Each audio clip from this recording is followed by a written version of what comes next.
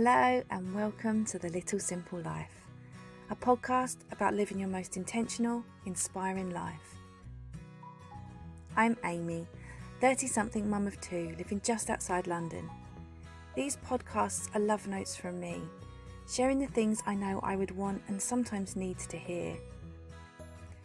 In these episodes, I'm going to delve into what it means to walk a different path, from educating our children outside the school system to living in a small home by choice, surrounding ourselves with a life of intention instead of living a life of default. I welcome you to come on this journey with me, to open your heart and mind to a different way of living. I hope you find what you are looking for with the words of these podcasts, and I hope they speak to you in your own unique way.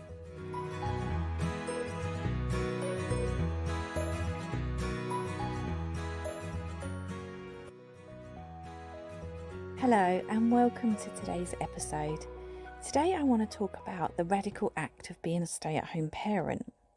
It's funny, it's not something I ever really considered in the past, but when I had my daughter 3 years ago, I took an extended maternity leave of 15 months and I didn't really know if I ever had the intention of returning to work afterwards.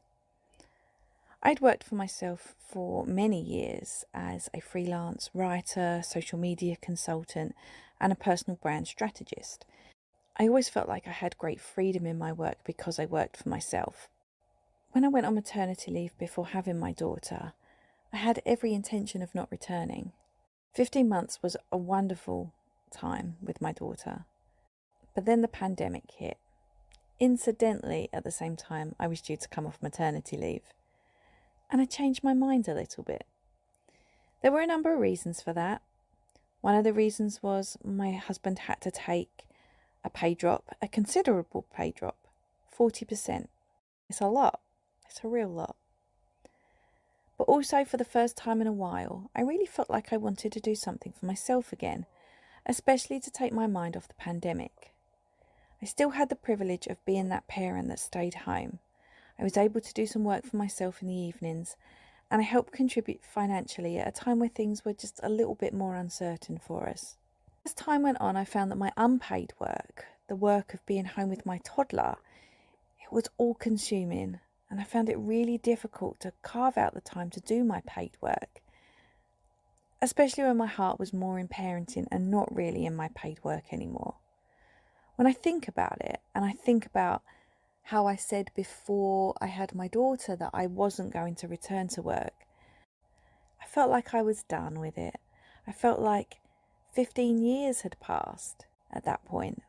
I felt like I contributed everything I had to it. But I carried on until I went on to maternity leave with my son, and my son was born in May 2021. This time, I have no plans to return to work. I have no plans to pick up the social media writer, personal brand strategy work that I had previously done. I really am done with it. Sometimes it's easy to go back to because it's like a comfort blanket. I know what I'm doing, I know where to look for work, and I know where to get work. But I don't love it. And if I don't love it, then it's time to move on from it. But all of this got me thinking about how being a stay-at-home parent is not really the societal norm anymore. In fact, it's becoming quite a radical choice within our parenting. Late last year, I had an appointment.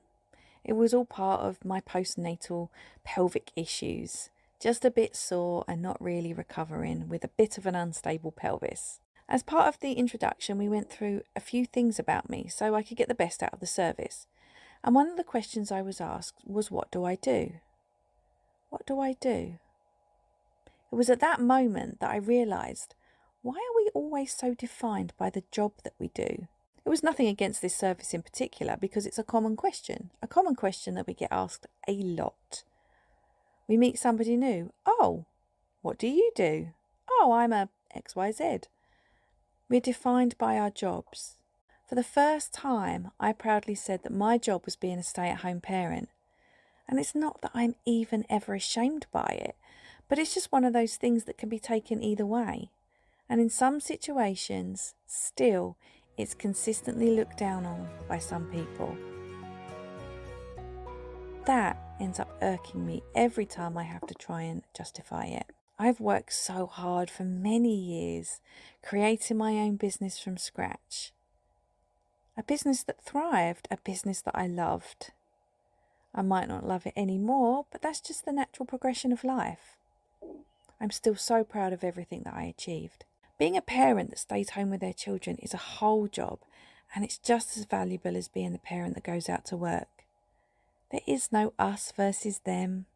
Some of us parent full-time at home with our children 24/7, and some of us parent full-time from the office or the home office while working for ourselves or someone else. It feels like returning to work is the norm now, and staying at home is a radical act. Listen, I get it. Capitalism. Capitalism wants us to work. It needs us to work.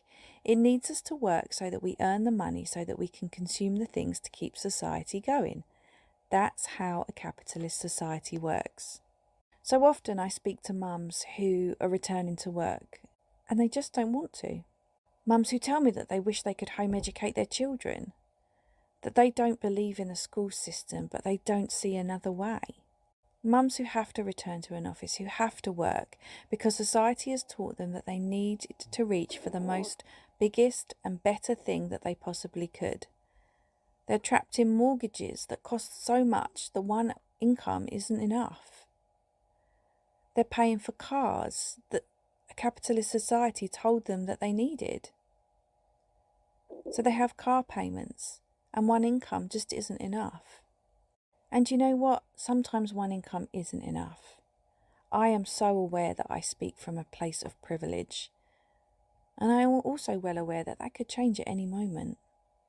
Before we had children, when we first got married, and let me tell you, discussions happened even before that.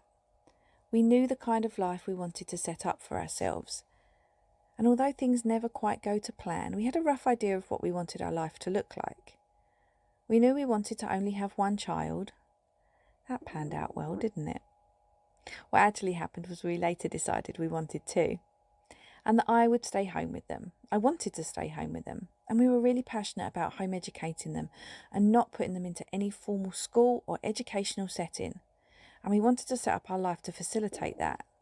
These things are paramount to us, and while I'm acutely aware of the privilege I'm afforded in being able to do this, it's not by accident either.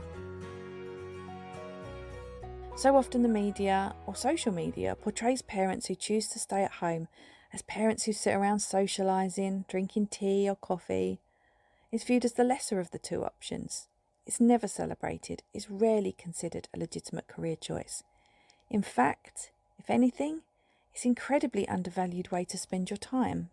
We chose a slower, smaller, more intentional way of life. We chose to purchase a home that we loved, but also one that didn't overstretch us financially. We have never factored my income into what we need to survive. This way, we never have had to worry about whether I work or not. It's a privilege, I recognise that. It's important to us that we prioritise this way of living over everything else. So often in our lives, we're almost conditioned to want the next bigger, better thing, a bigger house, a newer car, constantly creating a bigger and better and more expensive life that we inevitably end up needing two incomes to be able to support. This way of living is so deep-rooted, it is so ingrained. It is expected that this is the way that we should live and raise our children. For many, the idea of home education really interests them, but it feels so far out of reach. They are trapped in this capitalist way of life that means they have to have two incomes, and they can't deny the free childcare that the school system offers. There are home educators that manage to get around this. Education isn't a 9 till 3 thing. If you need to work a job, there are ways you can home educate around that. There are hundreds of families that have both parents working. They make it work. It is possible. But the system doesn't make it easy for you. I wish there were more flexible options for parents, more ways in which they were able to educate their children in the way they see fit and not in just the way that the government sees fit.